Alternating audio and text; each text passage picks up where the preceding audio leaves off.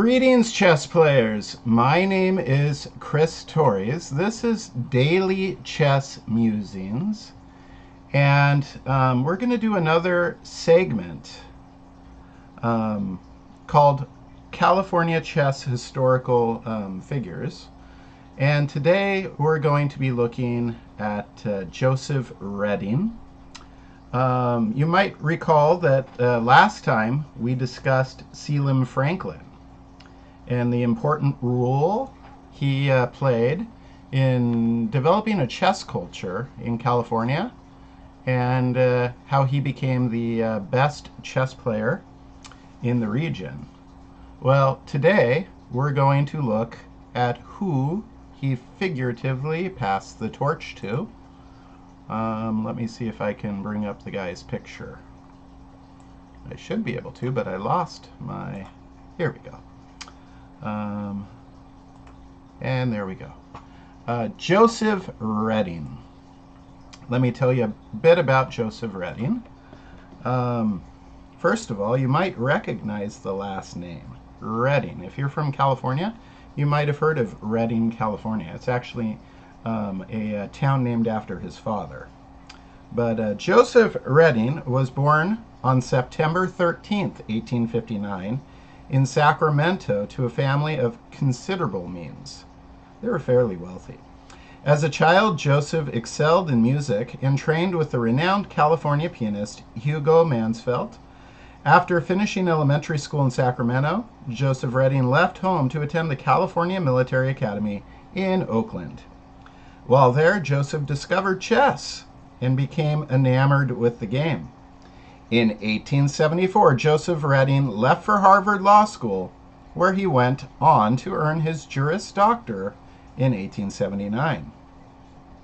Immediately upon graduating, Joseph Redding joined the prominent San Francisco law firm Hall McAllister at the age of 21.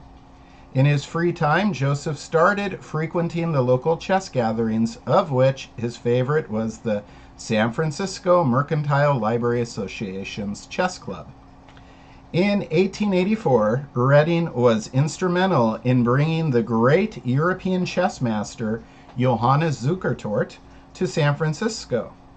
At the time, Zukertort had just won the prestigious London chess tournament of 1883, and bringing such a prominent chess player to San Francisco was big news for California, as the Golden State suffered from being too far removed from the chess hubs in New York, Philadelphia, and Boston.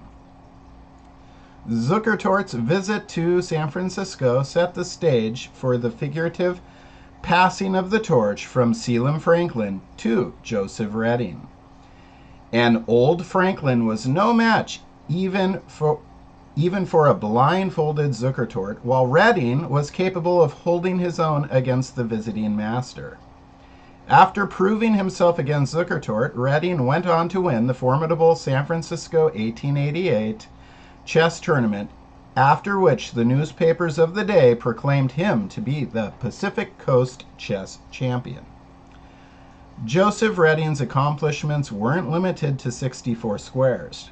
Legal scholars recognized Redding for his argument in the landmark Supreme Court case United States versus Kagama.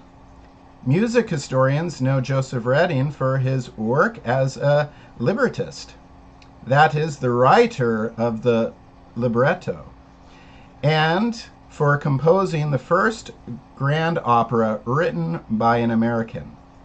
Of course, Redding did the most for his local community, where he played an important role in the formation of the San Francisco Symphony, was president of the San Francisco Arts Administration, and also San Francisco's famed Bohemian Club.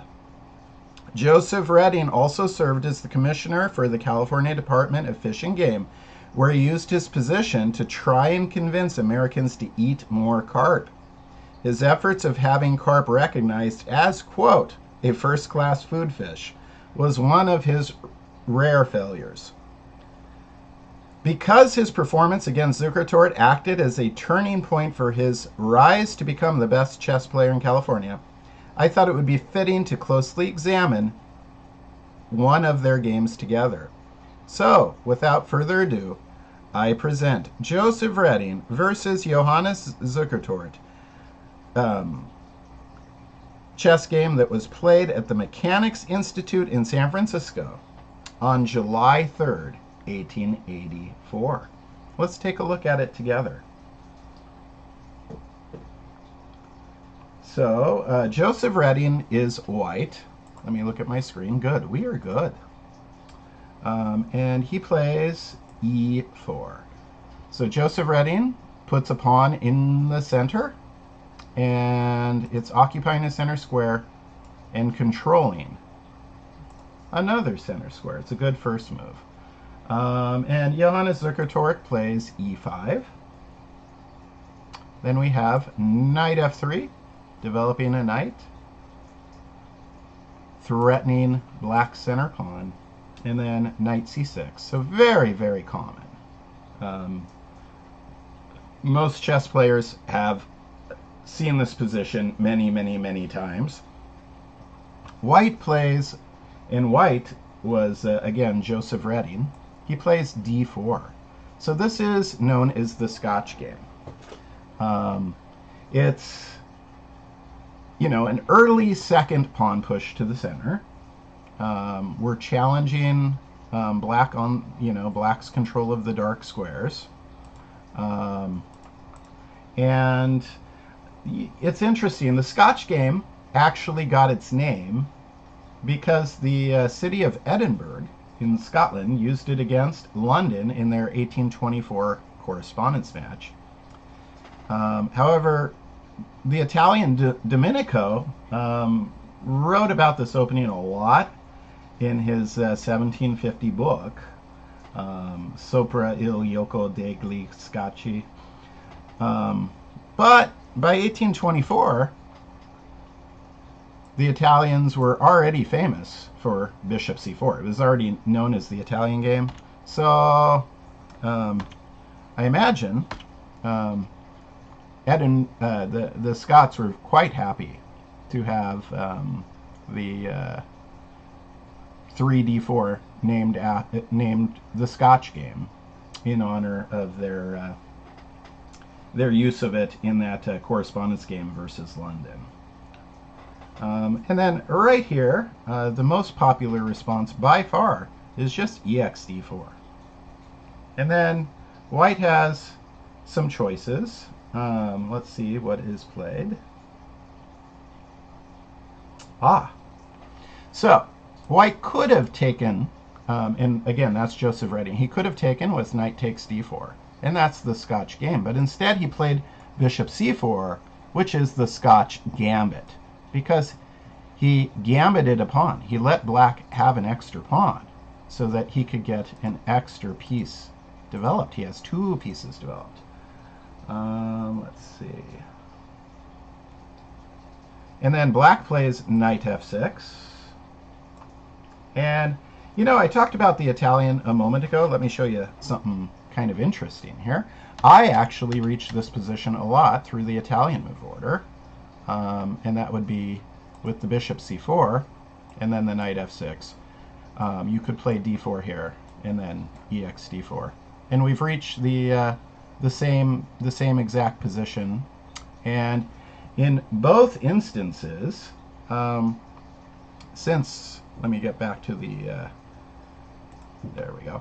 In both instances, since we've gotten rid of this pawn, it's moved out of the way, what white likes to do is scoot this pawn forward, and Joseph Redding does, to disrupt the harmony of black's pieces in their position right off the bat. You're creating this threat. It's giving them a problem, and then the counter strike is the best move for black here and most popular, and that is d5. So white's threatening the knight, black's threatening the bishop.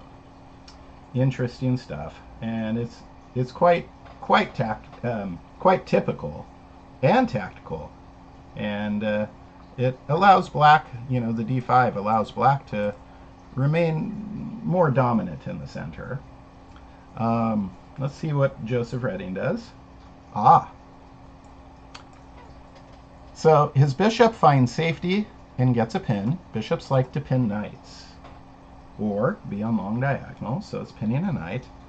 And then black's knight advances to e4. Oh, this is a little dangerous for white. It's inside the quadrant of white's king. Let's see. And then Joseph Redding does something maybe slightly different than I would have done here. And that's fine. He plays bishop takes c6 to damage black's pawn structure. I mean, we would think that, yeah, black's going to take back and then white's going to take this pawn. And that's what happens. But let me show you, another possibility here. You already have this pin. And I hate to get rid of pins. Bishops like to pin knights, as I already said. We have a bishop pair. The move is a fine move. Bishop takes c6. But you could also just go knight takes d4, and then you're putting more pressure on this pin, right? And that's an interesting alternative. If I'm black, I probably play bishop c5, developing, and then with a threat on the d4 knight, and behind that the f2, and then I don't know. As white, you could castle here. I certainly see no reason why castling would be a bad idea. And then black could castle, and then you could probably just do bishop takes, pawn takes, and then maybe bishop e3, something like this. Bishop takes d4 perhaps if you're black, and then bishop takes. Maybe even queen takes d4, Let's get an extra piece involved, right? Black could play c5, though, because the knight's defending it, and threaten the queen, and then maybe queen d3. Something like that. White has a small edge here. Alternatively, and again, we're looking at if we took on d4 first, and then bishop c5 is played. I think bishop c5 is the right move for black. You could just, maybe play bishop e3 right away, setting up a discovered attack on an undefended bishop. And I don't know, what would black do here? Maybe bishop d7, develops a piece, gets rid of this pin. So now this knight is for real threatening a trade as well. And then maybe bishop takes and then pawn takes. So we end up trading the bishop off here anyways, right? And then knight d2. You want to keep developing in these kinds of positions. Knight takes, queen takes. And then if I'm black here, I have in my notes, just drop it back so your bishop's defended. Bishop b6. Now your bishop isn't undefended on c5 on the same line. It's in a defended location. And then white could play c3, so their knight is stronger without needing protection from pieces. Black could just castle. You could try something cute like a4 to try and do something here, maybe b4 and then a5, something along those lines. And then if I'm black, I might even white doesn't have a light bishop, so you could get away with like f6 here, challenging their center. And then if they take, you're kind of happy. It allows you to develop, right? So if you're white, you might just push it forward. And then this is a little dangerous. It's a pass pawn. Bishop takes, d4. Probably c takes d4, helping to make it so that c5 is not getting pushed anytime anytime soon. And you know, these are fun. These are fun, interesting positions. So I'm just showing you. Maybe I got a little too far off track there, but I'm just showing you that if you don't want to get rid of your pin to damage the pawn structure, you certainly could have just taken here, and Joseph Redding certainly could have done that. Now let me find myself in the actual game on my other computer. Let's see. So bishop takes c6. And then bx c6, of course. And then knight takes d4, of course. And then here, Zukertort maybe doesn't play the best move. It's been played a lot. He plays bishop d7. And it has been played a lot. Obviously, defending c6. But there's something to be said about maybe in this position playing bishop a6. And bishop a6, and let me look at my windows again just real fast. Oh, good. We're still good. Bishop a6 is going to stop white from castling, right? It's a more active square for that bishop. So if you're white here, you might continue your development with knight c3. And then black could play queen e7, queen f3, keep developing, queen takes e5, then knight takes c6, and then black could play queen d6, or queen e6. Queen e6 is a little interesting. I can see a possibility right off the bat of maybe a quick draw. And maybe I'll return to that in a moment. But queen d6, threatening the knight. The knight could go back to d4. And then black injures white's pawn structure. And then plays the c5, grabbing more space while attacking the knight. Knight f5. Queen could go to e6, check Uruski.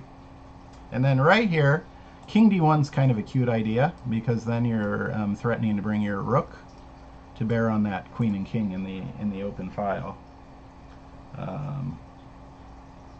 So I have in my notes black should maybe consider castling queenside. There's no safety for the king over here.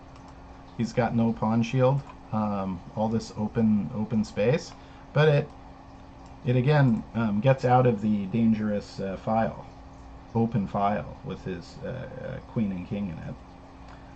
You still play rook e1, attacking, and then the queen's got to go somewhere. d7 probably. And then you could play rook b1, controlling the b file with the one rook, and the e file. Whoa! The e file with the other rook, the b file. And black could play bishop b7. And this is a fun and tricky position. It's a very fun and tricky position. Let's see, where was I?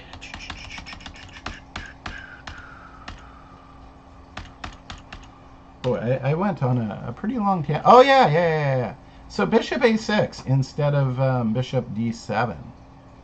All that was, you know, bishop a6 instead of bishop d7. Bishop d7 is quite common, but bishop a6 is more active.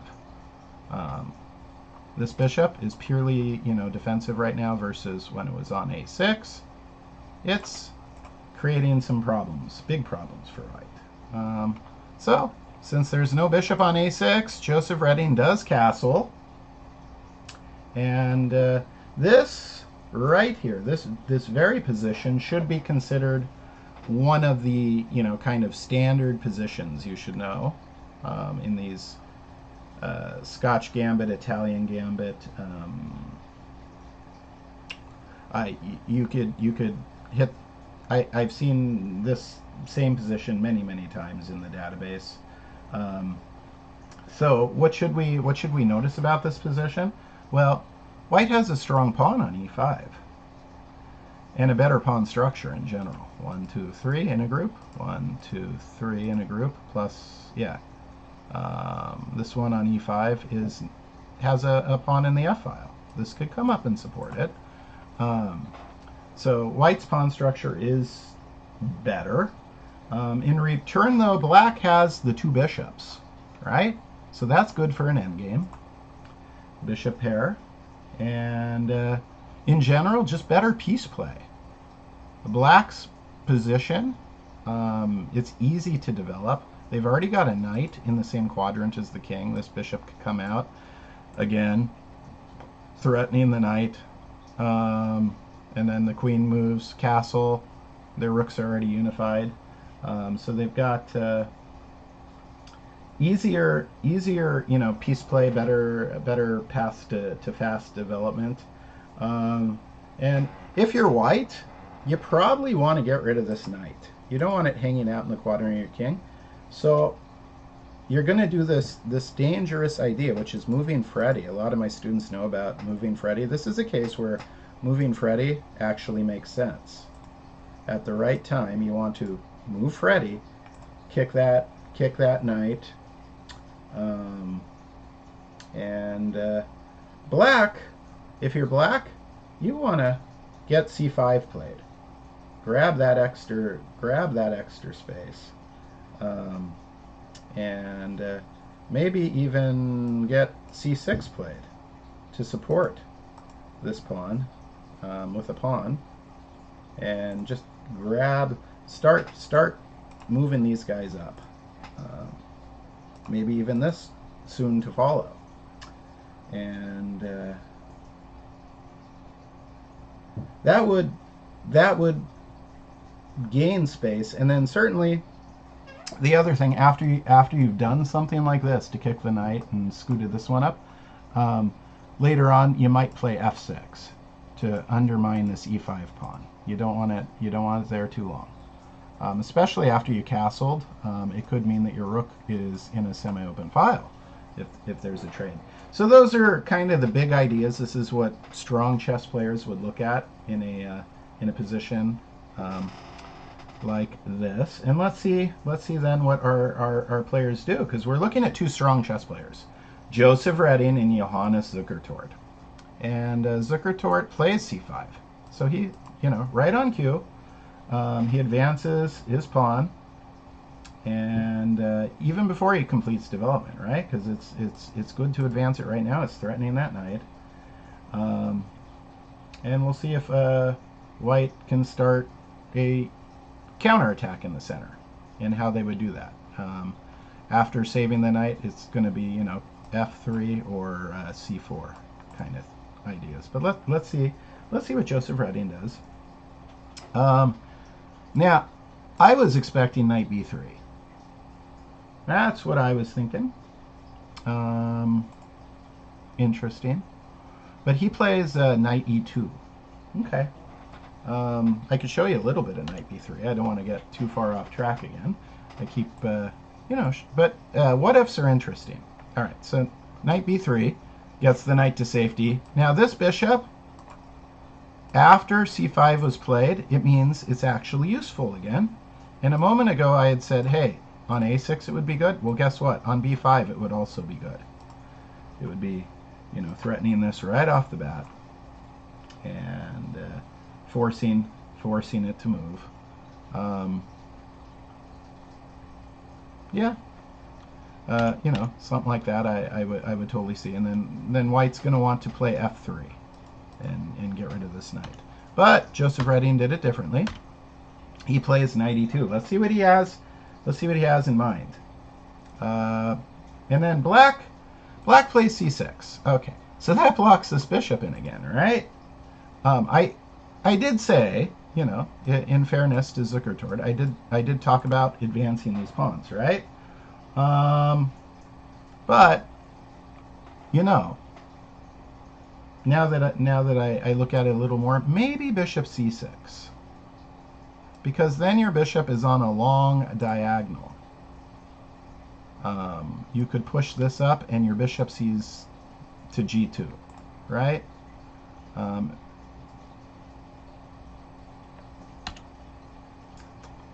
food for thought. That's some food for thought for this position. All right, but he played c6, Zukertort did. And then, as we talked about, f3 is played. All right.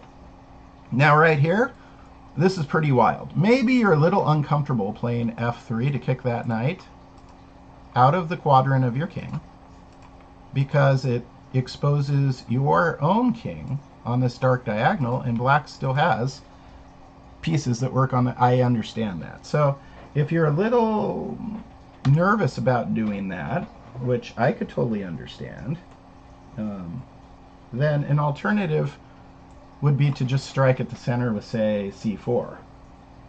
And black needs to be careful, because if they just push this up, they're leaving their knight undefended, and they've blocked in their bishops for a long, for the foreseeable future. So if I'm black, I don't know, maybe move the rook to c8. There's some action in the c file. And then if I'm white, f3, get that knight out of there. So I guess I would play f3 anyways. And then where can this knight go? Well, maybe g5, right? And then taking it would result in the queen coming out this way. So I think I would prefer to develop here, add more pressure. And then white could play d4 because this knight doesn't need the protection anymore. It moved to g5. And then your knight could go to a4. I know it's not looking happy, knights on the rim are grim, but on the other side of the coin it means this bishop is obligated to defend c5, right? And then if you're black, maybe f6, challenge the e5 pawn, because again, if they take, it's okay for you. You can develop.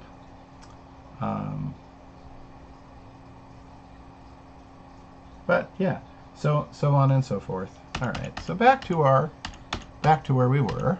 F3 was played. It's a pretty wild idea. It's thematic, but I mean, it's exposing your king to kick the knight. Let's see what happens. F3, knight g5. So similar to what we just looked at. And watch this, ladies and gentlemen. Bishop takes g5. Whoa. So Joseph Redding is summoning Zukertort's queen to the same file as his king. That's risky business, especially after you've scooted Freddy forward. That's some risky business there. My goodness, Joseph Redding. You're an exciting chess player. I'm really glad I'm looking at this game today. So queen takes g5 is what Zukertort plays. And now black's queen is in this file, right? So what does Redding have in mind? Well, I would think he would play f4, attacking it right off the bat, and then maybe the queen goes back, and then maybe attack the other side at the center. You got to be careful about these passed pawns. You got to be careful about the pawns advancing. Let me show you what I... All right, so boom, boom, boom, boom, boom, something like this. Black gets a dangerous deep passed pawn, but on the other side of the coin, look at their bishops. Their bishops are trapped. So again, give and a take. I mean, you pushed the f pawn a while ago, exposing your king. Your king's not in any danger if this happens, because these pawns are clogging up the diagonal. All right. But he did not play f4. Instead, he played knight g3. That adds an extra layer of protection, since the queen is hanging out. It advances the knight one rank higher. Knights want to move across the board. They want to get in the quadrant of the opponent's king. Let's see what comes next. Queen goes to e3. Whoa, right into the heart with a check. Remember that f pawn move forward? and left the king exposed. Zukertort's taken advantage of that. And then king h1, of course. And then bishop e7 is a good move, but perhaps too conservative. Perhaps too conservative. Fortune favors the bold. I'm starting to like black's position. They control more of the center. They're closer to being done with development completely. And I think maybe it would be a fun time to just launch a pawn. Just launch that pawn. And things are a little dangerous. I mean, yeah, white could attack the queen, but then your queen could go, and now you've got a rook-queen battery, right? All you got to do is get rid of this pawn, and you could keep scooting it forward to try and do that. So, you know, maybe this knight moves out of the way. Well, you could still scoot the pawn forward. And things are getting a little dicey for white.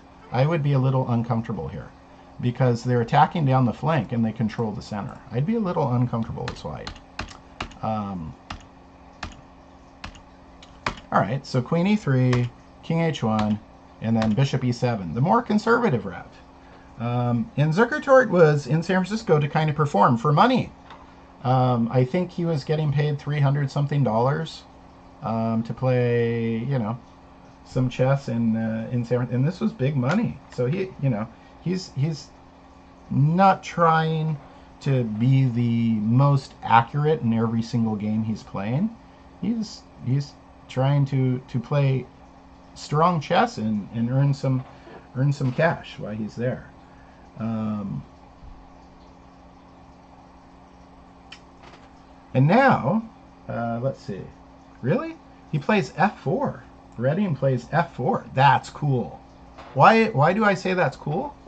Because now he's closed the cage on this queen. Now maybe I'm understanding Redding's strategy here. Watch this. Let's go back in time. So Redding took the knight, summoning the queen. Then he plays knight g3, saying, come on, check me, I dare you. And then bishop e7, and then f4 to cage the queen. The queen can't go back out. There's a pawn in the way now. This queen is deep in enemy territory but does not have scope. Does it even have a safe move? I don't see one. I see no safe moves for the queen. I mean, I suppose this is protected, but yeah, that's kind of its only option, right? Interesting. Got the queen deep in enemy territory and then kind of traps it. That's exciting chess. Joseph Redding was an exciting chess player, is what we're learning. Castle. And again, you know, maybe launch that pawn. It's not too late, but he castled. Knight c3. Alternatively, you could have played knight d2, which and then that would have allowed maybe pawn c3, and then you're getting closer to truly trapping the black queen. But knight c3 seems fine. Rook a to b8. This is dangerous. Normally we could just like scoot this pawn forward, but you can't because enemy queen's in your territory, right? Queen takes c3. You can't do it. So rook b1 is kind of the main choice, right? And then what? Zukertort plays king h8. I mean, it's not technically it's not a bad move, but I'm not a fan of it. I would much rather get this a little more active than play king h8. What do I mean a little more active? So you could play rook f e8 because your b rook's already in a good file. And then white could play what? White could play knight c to e4 because if pawn takes, you could go here, right? you're making use of that pin, and then maybe rook b to d8, because then this is defended, and then rook f3 attacking the queen. Queen d4, there's that one safe square we talked about, and then rook d3. Look at that. Oh dear, it's getting exciting. Queen b4. Even with the counter attack, I like the black's piece activity here. I like their piece activity. I'm going to say that I would prefer it to be black. So rook fe8 instead of king h8, it looks fine to me. But after rook b8, rook b1, king h8 was played by Zukertort. Technically, not a bad move, but, you know, rook fe8 looks like the move that should have been played. And look at this. Redding says, all right, my queen's in the same file as your king.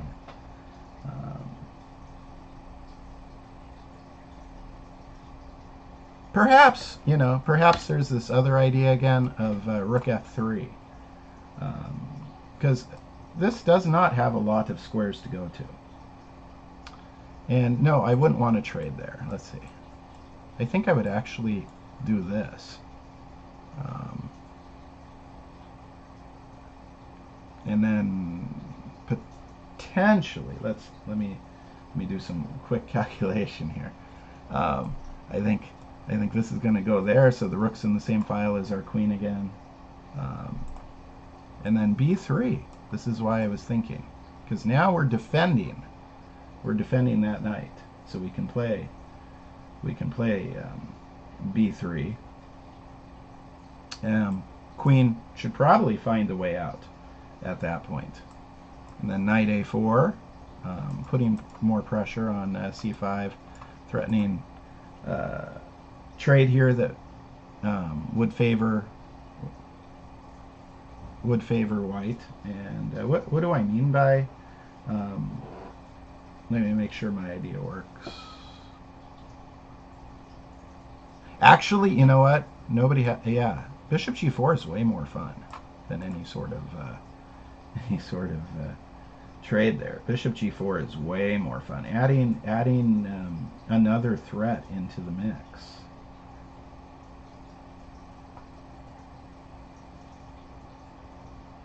This could go back. It's not pinned, but it has. You know, black got the initiative.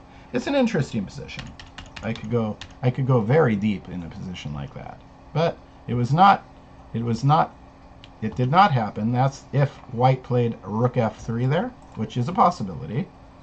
Certainly worth exploring. But Joseph Redding played, you know, the very natural looking queen h5, which just makes sense. And then black, with this queen not here anymore, black says, fine, I'll come to the 7th rank. Queen d2. You know, with this here, and then, you know, kind of a threat over there, there's possibilities for some interesting tactics I'm starting to see develop. The queen on d2 is very strong. This is worrisome. Queen on h5 is very strong. So this is fun stuff. Let's see what happens. Knight c to e4. That's interesting. That's interesting. Because if pawn takes... Am I seeing this right? I mean, if pawn takes, then you could do this, right? And then the queen's got to leave. And then you get something in the 7th rank, right? And then they can defend this, because you don't want things doubling up on f7. That would be terrible. And then white could play f5. Whoa, these guys are getting really close now. Really close to causing black some big time trouble. You might even have to play f6 to fight them on your own terms a little bit.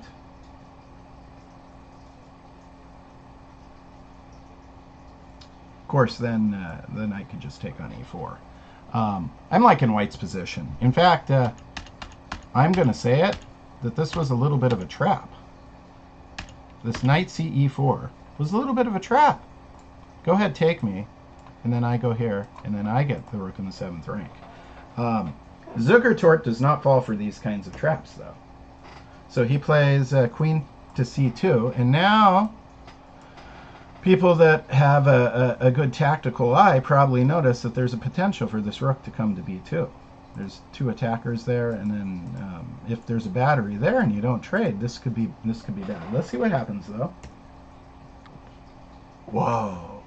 So knight goes to g5, threatening checkmate, in your face mate, right off the bat. And then Zukertort says, "No, thank you, Redding. No, thank you, Mr. Redding." Bishop takes g5. What else? I mean, he could have played queen g6, but then that's bringing your queen from the offensive square to play defense, right?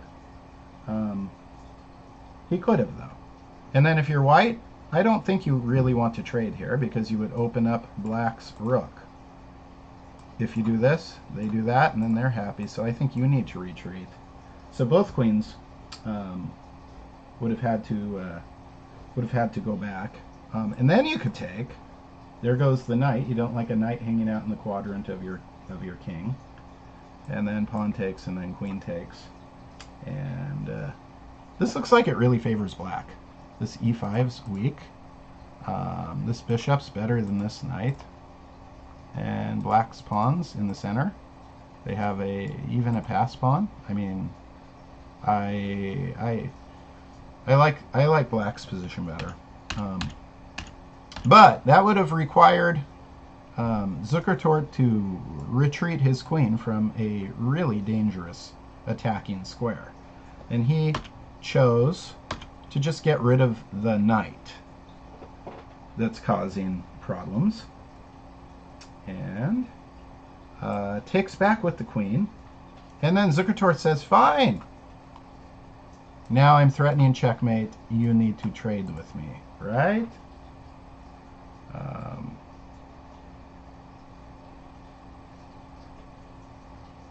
And that was a tremendous mistake. Do you see it? I'll give you a moment. So what I'm saying is black's move here, even though it looks good at first, it looks like it's forcing some trades, right? 2 attackers here, 2 attackers here. So white should have to do this, and this should favor black, right? It looks like it should. They've got this, pass pawn ready to roll in a little bit. Bishop versus knight. Give you a moment or two. All right. So, yeah, white needs to take, and then Zukertort missed a fork. Remember when he moved his king to h8? That meant nothing's defending this, right? This is a disaster. Joseph Redding has just clobbered him. Well, you don't want to get checkmated. You don't, So rook g8 is what Zukertort plays. Queen takes d7. Redding gets the free bishop. Queen takes a2. It's not over yet. This is an outside pass pawn. This is a pass pawn. This is a pass pawn. Black's got 3 pass pawns. I guess 4 even, but I mean the c6 is probably going to not be lasting too long if it starts marching forward. But Redding turns his attention. Queen takes f7, which creates his own pass pawn on e5. Nice. Zukertort sees the threats, brings his queen back to a6. Pass pawns must be pushed, e6. Queen goes to c8. And, he just scoots another pawn up too. This is a pair. He's got a deep protected pass pawn. Uh-oh, that's big trouble for Zukertort, who plays c4. And then, well, since the pawn's defending the pawn, Reading just takes on a7. And that was a valuable pawn for black. It's an outside pass pawn. There it goes. And looks like Zukertort, yeah, Johannes Zukertort resigns here. What might have happened if they had continued? Because black resigns, clearly white's winning. We see that. White's got an extra knight and a deep pass pawn and a queen in the 7th rank. I mean, white's clearly winning. What would I do if I was black, though? Because I tell my students, don't resign too early, right? c5. I would try. I would try and advance these guys. But f6. And then gx f6. Rook can take on f6. There's no immediate threat of back rank mate, even though our king's in the corner, because these guys aren't in an open file. And then in a moment you just play rook f7, and there's really nothing black can do to stop. I mean, once you play rook f7, you're threatening checkmate with the rook. Yeah. So that's why Zukertort resigned. Let me get back to. Let's do the quick review of the game, like I like to do, because I go through a lot of variations, and sometimes it confuses some of my followers. So I like to do a quick recap. Pawns, king's pawn opening, both pawns center, knights developed. Scotch game, named after the correspondence match between Edinburgh and London. Pawn takes, as you should. Bishop c4, Scotch gambit, not taking back with the knight. Knight f6. e5. Go forward, break up their harmonious development, as I like to say. And then d5. What's, it's a nice counter strike. Make sure black still is maintaining, good control of the center. Bishop b5. Move the bishop to safety with a pin. Knight e4. Knight enters quadrant of the king. Damages pawn structure. Gobbles pawn. Bishop d7 defends pawn. Bishop a6 is something to think about. Castle c5. There they advance. Knight needs to go somewhere. Reading chose e2. c6. Pawns are advancing. f3. Go away, knight. Knight moves away. Bishop takes, summoning the queen to the file with your king. Weird, right? Knight g3? No, it was knight g3, wasn't it? Should be. I thought it was. That should be the, let me make sure. Yep. Knight g3. And that puts an extra barrier and says, come on in and check me. Which happens. King moves. Bishop e7. Maybe right here. This is a key moment in the game. Maybe instead of bishop e7, you play h5. Maybe, yeah, just go for it. I think he was happy with his pawns moving forward. Didn't want to risk it. But potentially, it's an interesting alternative. f4. Closing the cage on black's queen. Castle. Knight c3. Rook b8. Nice move. Creates a threat, gets a lot of scope, and you got to defend that pawn. You can't scoot it forward, otherwise you lose your knight. So rook b1. King h8. And again, another important moment. Rook f8 just looks like it makes more sense. The way he lost the game, the way Zukertort lost the game with the fork, never would have happened if he played rook f8 instead of king h8 here. All right, king h8, queen h5. My queen can come visit your king as well, Reading says. And Zukertort says, fine, my queen's in the 7th rank. Knight e4. Whoa, there's the neat trap. Go ahead. Go ahead, take my knight, and then I will attack your queen, and then I will get a rook to the 7th rank. Oops. But he didn't take. Why is it saying he did? It's because Chris didn't update the variation. There we go. So queen takes c2, threatening to come down here now. Knight goes to g5, threatening queen checkmate. Bishop says, go away. You're gone, knight. No threat of checkmate. And instead of taking with the pawn, he takes with his queen, which is eyeing this possibility. It means this can't go there. This might have been where he miscalculated, because the queen just moved. So it's eyeballing e7, which means if you get greedy right now, you fall for the fork. And Zukertort got greedy. And there's the fork. And the rest is history.